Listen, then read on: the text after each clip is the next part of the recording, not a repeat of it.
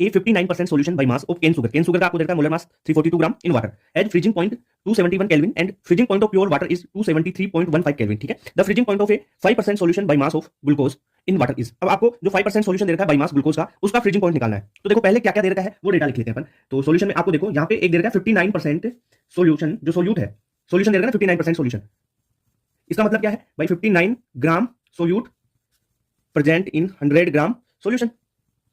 ठीक है, okay sir, by mass दे रखा है। और एक दे रखा है 5% सॉल्यूशन। 5% का मतलब क्या हो गया 5 gram solute present in 100 gram solution.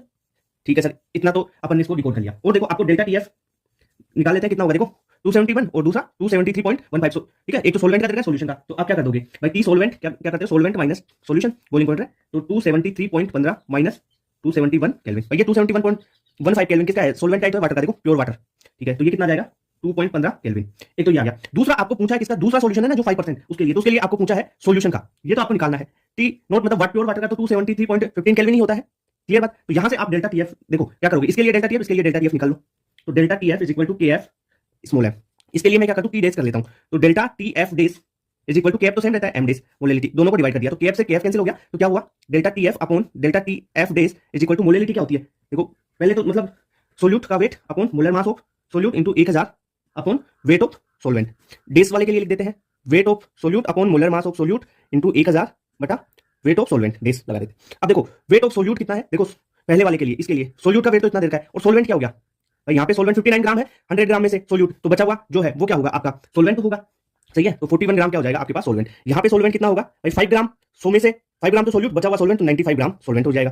Clear, तो लगा लो फॉर्मूला। अब क्या डेल्टा टीएफ दे रखा है तुम्हारे को कितना अभी निकाला था ना 2.15 kelvin upon delta TF dash is equal to weight of solute upon molar mass of solute. किसके लिए, ये फर्स्ट वाले के लिए, मतलब इसके लिए इसका सोल्यूट कितना है 59 और मोलर मास कितना है 342 ग्राम। क्लियर, इंटू 1000 बटा W wait of solvent 41 gram upon second वाले 5% सॉल्यूशन वाले के लिए लिख लो, तो सोल्यूट कितना है 5 अपॉन मोलर मास कितना है 180। ठीक है, इंटू 1000 बटा डब्ल्यू डेज कितना है सोलवेंट 95 ग्राम। तो यहां से आप देखो इसे सोल्व कर लिया अपन, तो क्या करोगे, तो यहां से अगर मैं निकालूं 2.15 upon delta TF is equal to 59 upon 342, ये जाएगा ऊपर देखो 1000 से ये 1000 कैंसिल हो गया, ये ऊपर चला जाएगा, तो यानी इंटू 180 इंटू 95 अपॉन 5 इंटू 41। ठीक है, तो यहां से डेल्टा टीएफ आप निकालोगे ना डेल्टा टीएफ, तो ये आ जाएगा 0.15 के लगभग या 0.14 आता है, 14.2 कुछ है ना, तो 0.15 मान लेते हैं इसको, लगभग है ना 0.15 मान लेते हैं। तो आपको तो टी डेज एस निकालना था, मतलब delta T F dash is equal to T naught dash minus T S dash. ठीक है, तो ये कितना आ गया 0.15 is equal to T naught dash, कितना है T naught dash 273.15 minus T dash, ये निकालना है, तो ये कितना आ जाएगा